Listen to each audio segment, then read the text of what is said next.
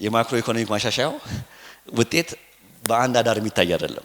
ክላስ ማለት ገበሬ መሆን ነው። ሀገርን የሚመግበው የኤክስፖርት መሰረት የሆነው እና የኢኮኖሚውን አብዛኛው የሥራ ኃይል የያዘው አርሶ አደር ከማይጨበጥ የውጭ ምንዛሪ አቅርቦት ችግር ተጠቃሚ ከሆነው ኢምፖርተር በኢኮኖሚም ሆነ በማህበራዊ ክብር ዝቅ ተደርጎ የሚታይበት ሁኔታ ተፈጥሯል። እሱ ነው የዋጋ ንረቱን ያስከተለው። እሱ ነው $1 በየጊዜው እንዲጋሽብ እያደረገ ያለው የሚል መከራከሪያ ሀሳብ ማንሳት ፈልጋለሁ። አንድ ቱሪስት ቢያመጡና ያ ቱሪስት $100 ቢሰጠን ከ$100 ውስጥ ስንቱ ኢትዮጵያ ውስጥ ይቀራል? ሁሉ ነገር ለማስተካከል ከፈለግን ማተኮር ያለብን ኤሪያዎች አንደኛው ኤክስፖርቱ ጋር ማተኮር አለብን። ሁለተኛው የሀገር ውስጥ ምርትን ማበረታታት ከካልሲስ ከካናተራ የሚያስገቡ ናቸው። ይህ አሁን የምንለውን የውጭ ምንዛሪ መናር በቀጥታ ያስከትላል።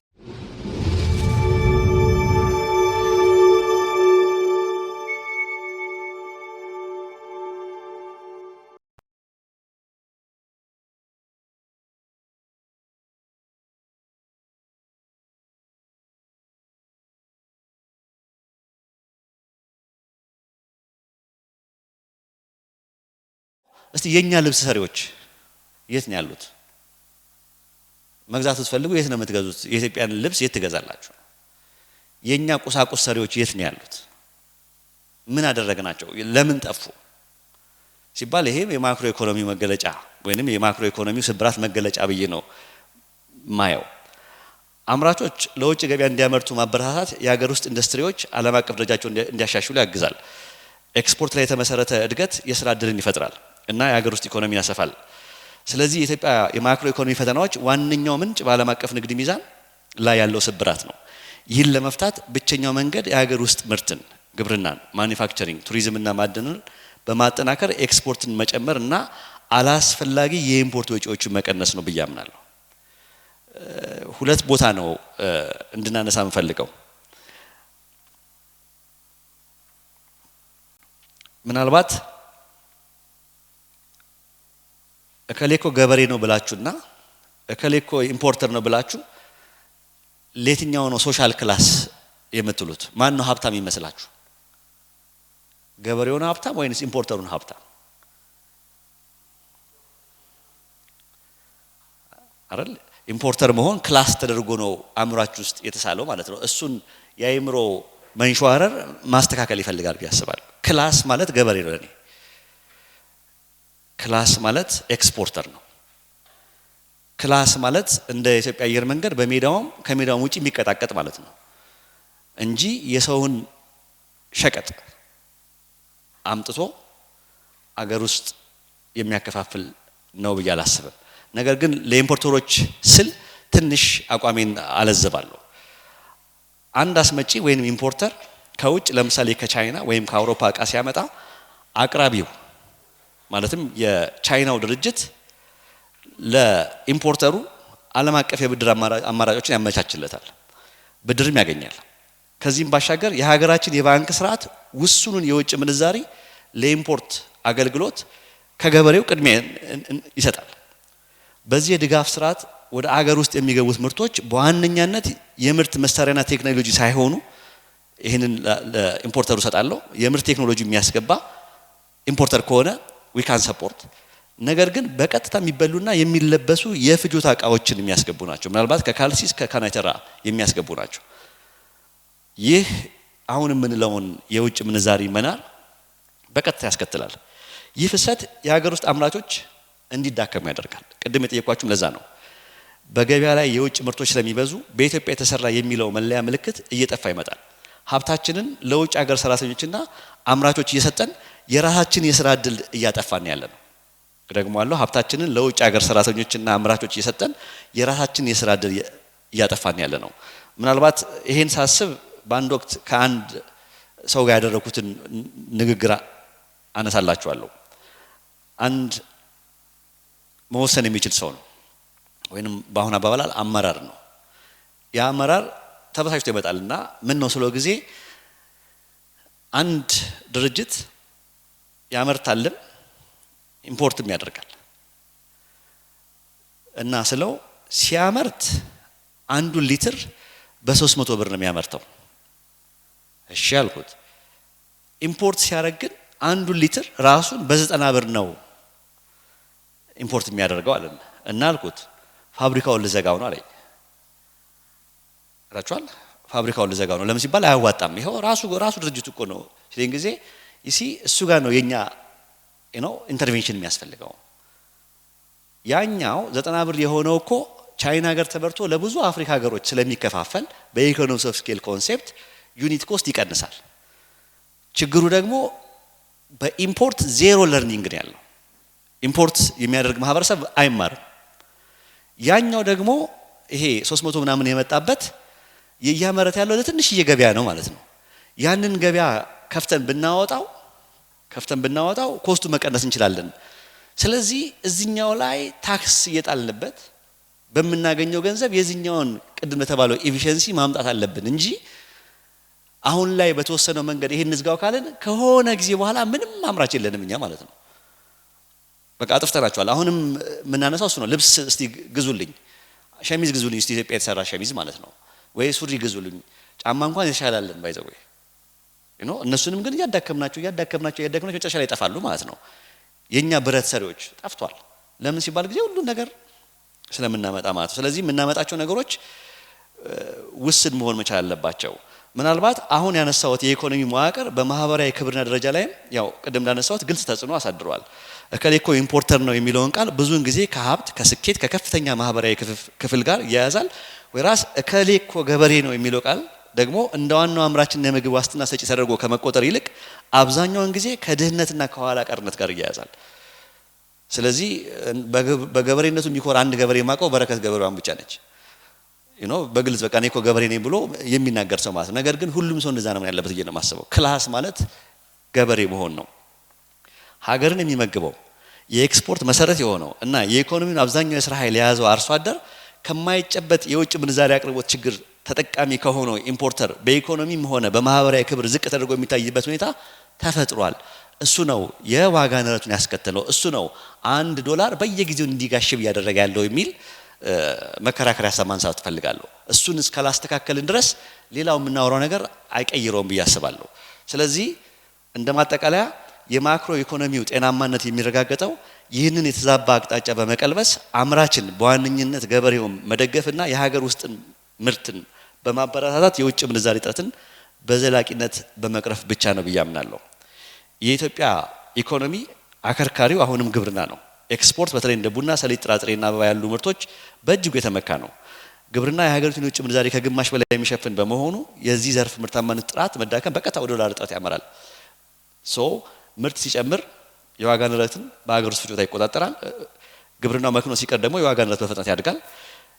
የአርሶ አደሩ ማህበራዊ ደረጃ ቅድም እንዳልኩት አርሶ አደሩን በዘመናዊ ግብዓት፣ ጥራት ያለው ዘር፣ ማዳበሪያ፣ ተደራሽ በሆነ ብድር እና የግብርና ሜካናይዜሽን በማገዝ ገበሬውን ከአምራችነት ወደ ንግድ ስራ ማሸጋገር ያስፈልጋል ብዬ አስባለሁ። አርሶ አደሩ እንደ ሀገር ዶላር አምራች የሚታይበትን ስርዓት መፍጠር የግድ ነው ብዬ አስባለሁ። ኤክስፖርተር ሲባል እኔ አርሶ አደሩን ኤክስፖርት ነው እያልኩ ያለሁት። ኤክስፖርተር ቅድም እንዳልኩት አንዳንድ ጊዜ ብቻዬን ቁጭ እየሳስብ የኛ ሀገር አርሶ አደሮች አሁን ውሃ እናቀርብላቸውም፣ መንገድ አንሰራላቸውም፣ ንጹህ ውሃ የላቸውም፣ ክሊኒክ የላቸውም። ይሄን አስብና ግን ዴሊቨር አደርጋለሁ። ምናልባት አሁን ብዙዎቻችሁ ምሳ በልታችሁ የመጣችሁት ያው እንጀራ በልታችኋል ብዬ አስባለሁ፣ ወይ ሽሮ ጋር በልታችኋል ብዬ አስባለሁ። እሱን ያመረቱትን ሰዎች አስቧቸው። እናንተ ናችሁ የከፈላችሁት ለዛ እንጀራ፣ ለጤፉ እናንተ ናችሁ የከፈላችሁት። እናንተ የከፈላችሁት የተከፋፈለ አርሶ አደሩ ጋር ይደርሳል ማለት ስንት ይደርሳችኋል ብላችሁ እስቲ አስቡ። ስንት ይደርሳችኋል? ከገጠር አስጥሎ የሚያስመጣ ነው ወይስ የማያስመጣ ነው? ምን ከፍላቸው ገንዘብ ሲባል እዚህ የሚከፈለው ገንዘብ ውድ ነው አይደለም? ጥሩ እንከፍላለን ብለን እናስባለን እንደ ኮንሱመር ሆነን ስናስበው። ተቀጣጥሎ እነሱ ጋር ግን ሲደርስ አይደርሳቸውም። ማዳበሪያ እንዲገዙ እናደርጋቸዋለን። ለምን አንሰጣቸውም? አንዳንድ ጊዜ ቅድም ወደ ኋላ ያነሳዋለሁ፣ ልማት አለ ከተማ ውስጥ። አሁን በኮሪደር ልማት የምናያቸው ልማቶች አሉ። እነሱን እንደው የነሱን ሩብ ያህል ሄደን እነሱ ጋር ብናለማስ ብዬ አስባለሁ። አሁን ከምላችሁ ነገር አንፃር፣ ከመስኖ አንፃር፣ ከሕክምና አንፃር፣ ውሃ ከማቅረብ አንፃር እና ብቻዬን ቁጭ የማስበው ምንድነው ቢያምፁ ስላለሁ እንደው ከዚህ በኋላ አናርስም። ምክንያቱም ቅድም እንደነገርኳችሁ እኛን አስተማሩ፣ እኛ ካድ ናቸው። ስለዚህ በቃ የተማሩት ልጆች ይክደውኛልና እኔም ከዚህ በኋላ እስቲ አላርስም ቢሉ ምን ይፈጠራል ብዬ አስባለሁ። ብቻዬን ሳስበው ለካ አይሉም። የማይሉት ለምንድነው ካሉ በራብ ይሞታል። የሚያርሱት ለመኖር ስለሆነ ስለዚህ ይታገላሉ፣ ስለዚህ ዴሊቨር ያደርጋሉ። እኛም ደግሞ ክለታችንን እንቀጥላለን። ማስተካከል የሚገባን አቅጣጫ ነው ብዬ አስባለሁ። በመቀጠል ምናልባት የግብርናው ምርት በፕሮሰስ እሴት በመጨመር አግሮ ፕሮሰሲንግን በማድረግ ምርታማነትን ጨምረን ዶላር ማምጣት የሚል ሐሳብ አለኝ። ይህን ሐሳብ ምናልባት ባለፉት ዓመታት ልማት ባንክ ወደ መስለኛል 400 ሺህ ወጣቶችን በሊዝ ፋይናንስ ለማሰማራት ስልጠና ሲሰጥ ተሳትፌበት ነበር። ትልቅ ራይ ነው ባይዘው አገር የሚታደግ ራይ ብዬ ነበር ያሰብኩት። እሱን ምንድን ነበር ሲያደርግ የነበረው ልማት ባንክ ኢትዮጵያ ወጣት አላት፣ በጣም ስራ የፈታ ወጣት አላት። ያ ስራ የፈታ ወጣት ግጭት ባለበት አገር ውስጥ የግጭት ኃይሎችን ይቀላቀላል። ያ ደግሞ ቅድም ለተባለው ሁላችንም ይዞን የሚወርድ ነው እንጂ አይጨምርባትም። ግጭት ማንንም አምጥቶ አያውቅም። አንዳንድ ጊዜ ላይ ማናስተውለው አንዷ ጥይት ዶላር ነች ባይዘው ስትተኩሱ ዶላር ነው እየተኮሳችሁ ያላችሁት።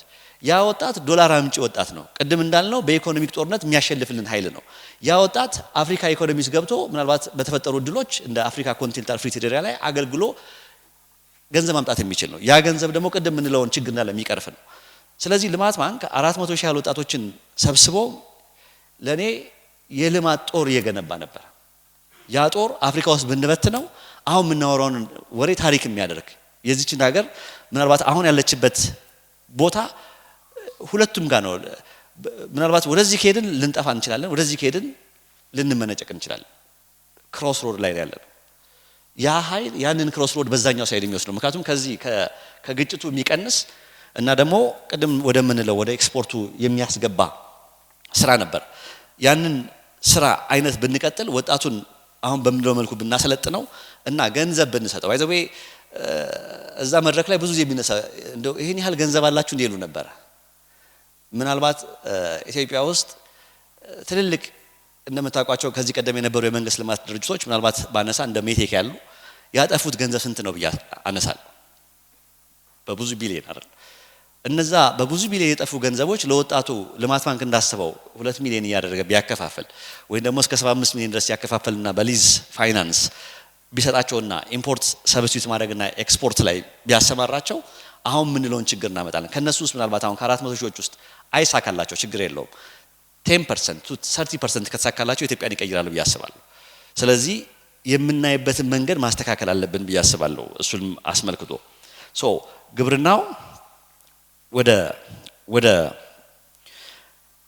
ከጥሬ ዕቃ ከመላክ ወደ አግሮ ፕሮሰሲንግ በማሻገር ማዘመን ይቻላል ብዬ አስባለሁ። ይህን ሳስብ ምናልባት አንዳንድ ጊዜ ላይ ኢትዮጵያ ውስጥ ለምሳሌ የብረት ፋብሪካዎች አሉ። የብረት ፋብሪካዎች እነዛ የብረት ፋብሪካዎች ሂጂ ሳያቸው ለኔ የብረት ቅርጽ ማውጫ ፋብሪካዎች ይታዩኛል። ባይዘው ለምንድን ነው የብረት ቅርጽ ማውጫ ፋብሪካ የሚታዩኝ? ብረትን ከመሬት አውጥቶ ማሽን ለማድረግ የሚሞክር ጥረት የለም። ይህን ያደረጉት ድሮ አጼ ቴዎድሮስ ብቻ ናቸው። ባይዘው ይሄ ሴቫስቶፖል የሚባለው መድፍ ጋፋት ላይ በሰሩበት ወቅት ማለት ነው። ያ ጊዜ ይናፍቀኛል። ለምንድነው ምንም ብንዳክር አሁንም እንደው አመረትን ብንልም ማሽኑም ጥሬ ዕቃውም አብዛኛውም ነገር ኢምፖርት አድርገን ነው ስለሆነ ምናልባት በሌበር የምናገኘውና በአንዳንድ የሀገር ውስጥ ምርቶች በምናገኘው ተመጋጋቢ ከኢምፖርት ይሻላል ከሚል ሳቤ ነው እንጂ ሙሉ ኢንድ ቱ ኢንድ የሆነ ምርት አለን ብዬ አላስብም። እነሱ ምናልባት ይህን በማድረጋቸው ለስራ ዕድል ፈጠራ ያመጡት ሴት አለ። የሴት ጭማሪ በማድረግ የኢምፖርት ምትክ አድርጓል። ነገር ግን ስር ነቀል ለውጥ እናመጣለን ብዬ የማስበው ቤዚክ የሆኑ ሚኒራሎችን ከመሬት ውስጥ አውጥተን ወደ ዕቃ ስንቀይር ነው ብዬ አስባለሁ። ምናልባት ድሮ ቢላዋ የሚሰሩ ሰዎች የነበሩ ይመስለኛል። እነዛ ቢላዋ የሚሰሩ ሰዎች ኢምፖርት በተደረገ ብረት አይመስለኝም። የብረት አፈርን አቅልጠው ነበረ ቢላዋ ሲያደርጉ የነበሩት በወናፍ ማለት ነው። ነገር ግን የተለያየ ስም ሰጥተናቸው ግማሾቹን ቀጥቃጭ፣ ቀራጭ፣ ቡዳ ምናምን ብለናቸው አጥፍተናቸዋል ብዬ አስባለሁ። የኛ ታሪክ አሁንም እዛው ጋር ያለው። ስለዚህ አንዳንድ ጊዜ ያለንን ነገር እናጠፋና ከዛ ደግሞ ደሃ ሆንን ብለን እንፈልጋለን ማለት ራሳችን ወይ ኑሮ ናረብን ብለን እናስባለን ማለት ነው። ያሉን ነገሮችን የሚመልስ ትክክለኛ የፖሊሲ አቅጣጫ መያዝ አለብን ብዬ አስባለሁ። በአጭሩ አሁን ያሉት የብረት ፋብሪካዎች የመሸጋገሪያ ደረጃ ላይ የሚገኙ በመሆናቸው በደረጃቸው መደጋፍ አለባቸው ብዬ አስባለሁ። የረጅም ጊዜ መፍትሄ ግን የብረት ማዕድን ማውጣትና ወደ ቢሌት ማቀነባበር በሀገር ውስጥ ፋብሪካዎችና በማዕድን ዘርፍ ትስስር መፍጠር ነው። ምናልባት ይሄን ሳነሳ በአንድ ወቅት አንድ የብረት ፋብሪካ አንቀሳቃሽ ስራ አስኪያጅ ፋብሪካውን እንኳን አስነሳውት ብሎ ደስ ብሎት ደወለልኝ ማለት ነውና የብረት ፋብሪካ ከፍተኛ ኃይል ተጠቃሚ ስለሆነ ከተነሳ መጥፋት የለበትም መቀጠል ነው ያለበትና እንዴ በምን አስነሳው አልኩት ምክንያቱም የውጭ ምንዛሪ ከፍተኛ ጥረት ስላለ ያልተነሳ ፋብሪካ ነበር ስለው በስክራፕ አለኝ ስክራፕ እኮ ሰስተነብል አይደለም አልኩት ምክንያቱም ይሄን ቤት የሚያክል ስክራፕ ምናልባት ፋብሪካዎች ብዙ ጊዜ በሁለት ቀን አቅልጠው ይጨርሱታል ማለት ነው ከዛ በኋላ መጥፋት የለባቸውም ፋብሪካዎች አያዋጣም እንደዛ ካረጋችሁ ያበራችሁ ያጠፋችሁ የሚሰራ ኢንዱስትሪ አይደለም የብረት ኢንዱስትሪ ሶ ከሱ አንፃር ዘላቂው መፍትሄ ይሄ ሎንግ ተርም ምናልባት በመንግስት መደገፍ ያለበት መፍትሄ ብዬ ማስበው ማይኒንግ ላይም ፊታችንን ዞር ማድረግ አለብን ብዬ አስባለሁ ከግብርናው ወደ አግሮ ፕሮሰሲንግ ከዛ ወደ ማኒፋክቸሪንግ ያለን ቀጣይ ግን መሄድ አለብን ኮር የሆኑ ሪሶርሶችን ፈልጎ ማውጣት ነው ብዬ አስባለሁ ይሄን ስል ማለት ማንሳት ፈልገው መጨረሻ ደረጃ የቱሪዝም ዘርፉን ነው ለውጭ ምንዛሬ ፈጣኑ መፍትሄ ብዬ ማስበው የውጭ ቱሪዝም ነው ብዬ አስባለሁ ምናልባት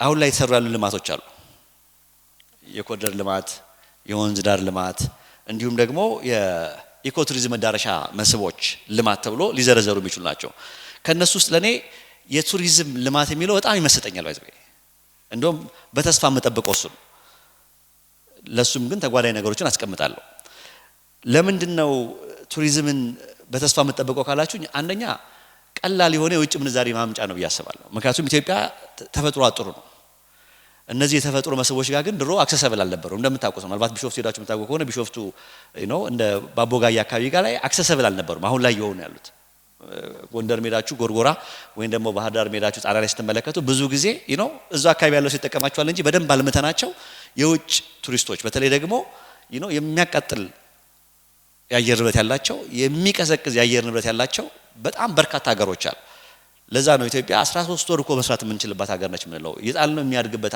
ሀገር ነው ብለን የምናስበው ማለት ነው እንደዛም ሆኖ ግን ምን ፈልገው አልተለወጥንም ብዬ አስባለሁ ሶ እነዛ የቱሪዝም መዳረሻዎች አንድ ቱሪስት ቢያመጡና ያ ቱሪስት $100 ቢሰጠን ከ$100 ውስጥ ስንቱ ኢትዮጵያ ውስጥ ይቀራል ብዬ አስባለሁ ምክንያቱም እኔ የኢንዱስትሪ ፓርኮችም አቀንቃኝ ነኝ ባይዘው በጣም ደስ ይሉኛል ኢንዱስትሪ ፓርኮች ምክንያቱም ኢንዱስትሪ ፓርኮችም አብዛኛው የተገነቡት ቅድም እንዳልኳችሁ ኤክስፖርት አድርገው ዶላር እንዲያገኙ ነው ነገር ግን $100 ኤክስፖርት አድርገን ከነዚህ ኢንዱስትሪ ፓርኮች ስንት ዶላር ይቀራል ኢትዮጵያ ውስጥ ስንል ከቀረ $10 አካባቢ ነው ባይዘው $90 ተመልሶ ይወጣል ከቀረመለው አንዳንዶቹ በጣም ኢንሴንቲቫይዝ ስለሚደረጉ የከስተም ዲዩቲ የታክስ ፕሪቪሌጅ የብድር አቅርቦ ስለሚሰጣቸው አብዛኞቹ ደግሞ እኛ ሀገር እየመጡ ያሉት የውጭ አልሚዎች አጭበርባሪ ስለሆኑ ማለት ነው ይሄ ጀኒዩሊ ይመጡ ሳይሆኑ ማሽን ቀለም ቀብተው የሚመጡ አይነት ስለሆኑ እንጎዳለን ኔት ጉዳት አለብን ብዬ ነው ማስበው ይሄ የኔ ሐሳብ ስለዚህ ቱሪዝም ጋር ግን ቢመጡ ብያስባለሁ $100 ይዞ የመጣ አንድ ቱሪስት አብዛኛውን ተፈጥሮ ስለምናሳየው $10 ወጪ ሊሆንብን ይችላል $90 እዚህ እናስቀራለን ስለዚህ በዛኛው ምናልባት 10 እጥፍ አንድ እጥፍ ምን ሄደው በዚህኛው 10 እጥፍ እንሄዳለን ብያስባለሁ ማለት ነው ከምናስቀረው የውጭ ምንዛሪ አንፃር ከሱ አንፃር ቱሪዝሙ ሌላም ኢፌክት አለው ብያስባለሁ ምንድነው ኢንክሉሲቭነስ የኛ ሀገር እድገት ምናልባት አሁን ላይ ያለነው እድገት ያልተመጣጠነ ወይንም አሳታፊ አካታች ያልሆነ እድገት ነው ቅድም እንዳልነው ገበሬው ወደ ኋላ ያለ ነው ምናልባት ሲቪል ሰርቫንቱ ወደ ኋላ ያለ ነው የተወሰኑ ግን መርቻንትስ ወደፊት ሲሄዱላችሁ በተለይ ኢምፖርቱ ክላስ ላይ ያሉት ማለት ነው ወደፊት ሲሄዱ ታያላችሁ ማለት እንደሱ አይነት መለያየት አለ ብያስባለሁ ያን መለያየት ቱሪዝም ያስተካክላል በተወሰነ መንገድ ብያስባለሁ ምክንያቱም አንድ ቱሪስት ከዚህ ጀምሮ ገንዘቡን በተለያየ የእቃና አገልግሎት አቅራቢዎች ያከፋፈለ ይሄዳል ብያስባለሁ ከሱ አንፃር ምናልባት ይሄ የቱሪዝምን እንደፈጣን የዶላር ፍሰት ማምጫ አድርጎ መውሰዱ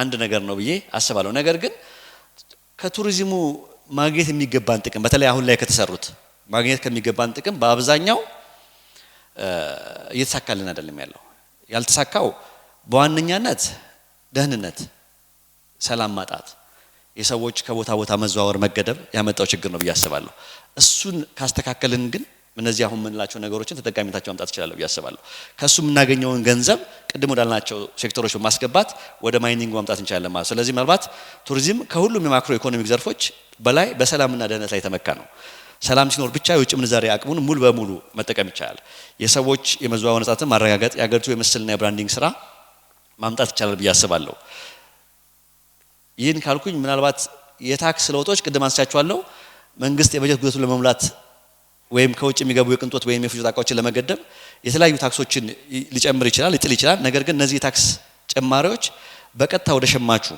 ወይንም እኛ ላይ ስለሚወድቁ በዚህም የኑሮ ውድነቱን ያፋጥናሉ ቅድም እንዳልኩት ገቢ ወይንስ ወጪ የቱ ጋር እንስራ የሚለውን ብናይ ያስባሉ ምክንያቱም እኔ እንግዲህ ካዩዋቸው መንግስቶች ትልቅ ገቢ ያለው መንግስት ይሄኛው መንግስት ብዬ ስለማስብ ነው በተለይ ከግብር አንፃር ምክንያቱም የተለያዩ የግብር አይነቶችን ባለፉት አመታት ተዋውቋል ብዬ አስባለሁ ከዚህ በላይ አሁን ተጨማሪ የግብር አይነቶችን መጣል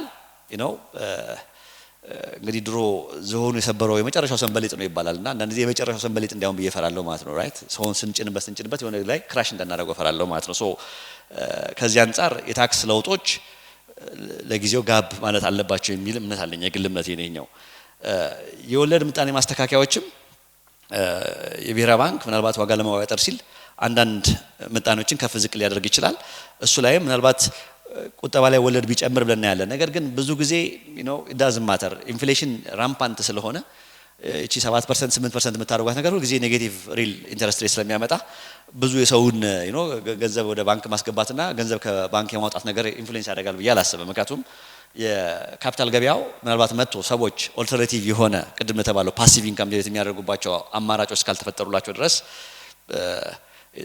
ኢንተረስትን ከፍ ዝቅ በማድረግ ማምጣት አይቻልም ስለዚህ ምናልባት ሐቁን ያገር ከተባለ አሁን ያለንበት ወቅት ትንሽ አስጨናቂ ወቅት ነው እንደ ቀዶ ጥገና ጊዜ ነው ብለን እንሰደው ቀዶ ጥገናው አንዳንድ ጊዜ ለበሽተኛው ፈውስ ለማጣት ታስቦ የሚደረግ ቢሆንም በሂደቱ ላይ ግን ከፍተኛ ህመም ይፈጥራል አንዳንድ ጊዜ ህይወት ማጣትም ሊያስከትል ይችላል አሁን ያየን ያለነው ህመም ያንን ህመም ነው ዋጋ ጨምሯል ኑሮ ከብዷል ነገር ግን ፖሊሲው የሚለው ኢኮኖሚው ከታመመ በሽታን እንዲድን ይህ መራራ መድኃኒት የግድ ነው የሚል ነው በአንድ መንገድ ቅድም ለተባለው የፎሬን ከረንሲ ሪፎርሙ ሲመጣ አሁን ነው ወይ ይሄ የፎሬን ከረንሲ ሊበራላይዜሽን ሪፎርም ጣት ያለበት የሚል ጭንቀት አለኝና ከማይስማሙት ውስጥ ነኝ መስራት ያለብን ቅድም ያልናቸው ስራዎች አሉ እነዛን ስራዎች ሳንሰራ ማክሮ ኢኮኖሚክ ሪፎርም ብለን ከረንሲውን ፍሎት እናደርገው እኛ ተጠቃሚ ሳንሆን ተጎጂ እንሆናለን ብዬ አስባለሁ የመጨረሻው ነጥብ መሰረተ ልማትና የሥራ ዕድል ነው ምናልባት መንግስት የወሰዳቸው ማክሮ ኢኮኖሚክ እርምጃዎችን በመሰረተ ልማትና በሥራ ዕድል ላይ ያመጡት ለውጥ ባለፉት አመታት ምንም እንኳን የኑሮ ውድነት ቢኖርም ኢትዮጵያ ግዙፍ ፕሮጀክቶችን ግን አልተወችም ማከናወኗል ለምሳሌ ታላቅ የህዳሴ ግድብ ተጠናቋል እንዲሁም አንዳንድ የምናያቸው ፕሮጀክቶች በከተሞቻችን ላይ ለውጥ አምጥቷል ብዬ አስባለሁ ይህ ምናልባት ከማክሮ ኢኮኖሚክ ጋር ምን ያገናኛል ከተባለ መንግስት ለነዚህ ልማቶች የሚሆን ገንዘብ የሚያገኘው ከብድርና ከግብር ነው ልማቱ ሲፈጠን ለግንባታ የሚወጣው ወጪ ወደ ገበያው ይገባል ይህ በጎን ሲኖረው በሌላ በኩል ግን ገበያ ላይ የሚዘዋወረውን ገንዘብ መጠን በጣም ስለሚጨምረው ለዋጋ ንረቱ የራሱን አስተዋጽኦ ያደርጋል ብዬ አስባለሁ ስለ ስራ ዕድል ስናወራ ምናልባት ሁኔታው በጣም ድብልቅልቅ ያለ ነው አሁን ስራ ዕድል ተፈጥሮ ያልተፈጠረ ሲባል ግንባታ አካባቢ ምናልባት አገልግሎት ዘርፎች አካባቢ ጋር ስራ ዕድል ተፈጥሮ ሊሆን ይችላል ነገር ግን በማምረቻ ኢንዱስትሪዎች ፋብሪካዎች በውጭ ምንዛሪ እጥረት በሰላም እጦት ምክንያት አቅማቸው ተዳክሞ ቆይቷል ብዬ አስባለሁ አንዳንዶቹም ሰራተኛ ቀንሷል ስለዚህ ይህ የማክሮ ኢኮኖሚው ህመም አንዱ ምልክት ነው ለአንዱ ስራ ዕድል ፈጥሯል ለአንዱ ግን አልፈጠረም ከዚህ ሁሉ ትምህርት ወስደን ምን ማድረግ አለብን የሚል ትንሽ የመፍትሄ አቅጣጫ ብቻ ለመላክትና ላቆም ምናልባት አንደኛ መፍትሄ ብዬ ማስበው ኢንቴንሽናል የሆኑ የተመረጡ የኤክስፖርት ማበረታቻዎች ማድረግ አለብን ብዬ አስባለሁ ምናልባት ታርጌትድ የሆነ የኤክስፖርት ኢንሴንቲቮች ማለት ነው የውጭ ምንዛሪ አቅርቦትን ለማሳደግ በቡና በጥራጥሬ በወርቅ በቆዳ ውጤቶች እንዲሁም በቱሪዝም ላይ ተገቢውን ትኩረትና ድጋፍ መስጠት ቅድም እንዳልኳችሁ ነው ሁሉ ነገር ለማስተካከል ከፈለግን ማተኮር ያለብን ኤሪያዎች አንደኛው ኤክስፖርቱ ጋር ማተኮር አለብን ሁለተኛው የሀገር ውስጥ ምርትን ማበረታታት የውጭ ምንዛሪ ፍላጎት እንዲቀንስ ለምሳሌ ግብርናው በቀላል ማምረቻ ኢንዱስትሪዎች ውስጥ የሚውሉ የውጭ ሀገር ምርቶችን በሀገር ውስጥ ምርቶች እንዲተካ ማስቻል ሶስተኛው የኢንቨስትመንት ምህዳርን ማሻሻል እንግዲህ የፎሬን ከረንሲ ፍሎቲንጉ ለኔ መድኃኒት ነው ብለን እንሰደው ቅድም እንዳልኳችሁ ኮቱስ ብናደርገው ያ መድኃኒት ከተወሰደ ግን ከመድኃኒቱ ጋር አብሮ መሄድ ያለባቸው ምግቦች አሉ መበላት ያለባቸው ማለት ነው። ስለዚህ አንደኛው የኢንቨስትመንት ምህዳር መሻሻል አለበት። እንግዲህ ፎሬን ከረንሲው ፍሎት ያደረግነው ፎሬን ዳይሬክት ኢንቨስትመንት ለማምጣት ነው ብለን እናስባለን።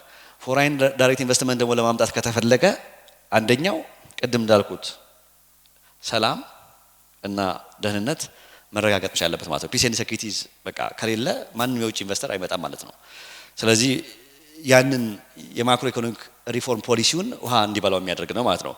በመቀጠል የሰዎች ዝውውር ቅድም እንዳነሳሁትና የንብረት ባለቤትነት መሰረታዊ ዋስትናዎች መሰጠት አለባቸው ብዬ አስባለሁ። በመቀጠል የፖሊሲ ተተንባይነት አሁን ላይ ምናልባት ፎሬን ዳይሬክት ኢንቨስተርስ አንዳንድ ጊዜ ኢንቨስትመንት አማካሪነት ያማክሩኛል ማለት ነው። ምን ነገር ነው መስተካከል ያለበት ሲሉ አሁን ያልኳቸው ነገሮች በይበልጥ ያነሳሉ።